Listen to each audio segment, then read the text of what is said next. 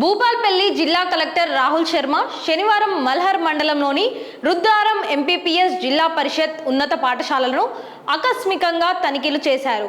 విద్యార్థులతో ప్రత్యక్షంగా మాట్లాడి వారితో ఇంగ్లీష్ పాఠాలు చదివించి విద్యార్థుల ప్రతిభను అభినందించారు. విద్యార్థులు ఆంగ్ల పాఠాలు చక్కగా చదవడం పట్ల అభినందించారు. విద్యార్థులు మంచిగా చదివి ఉన్నత లక్ష్యాలను సాధించేందుకు కృషి చేయాలని సూచించారు. ఉపాధ్యాయులు విద్యార్థులకు మెరుగైన విద్యా బోధన చేయించాలని తెలిపారు.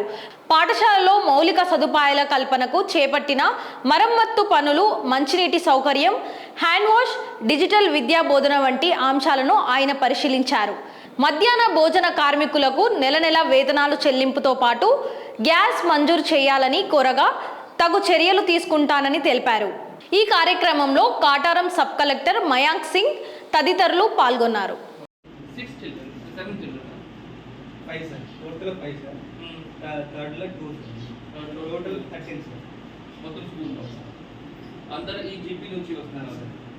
ఇప్పుడు టీచర్స్ ఎంత మంది ఉన్నారు? 2 sir.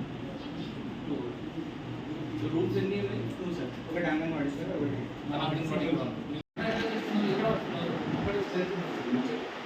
అక్కడ ఈ రూమ్స్ కూడా లేవు. గవర్నమెంట్ అక్కడ నుంచి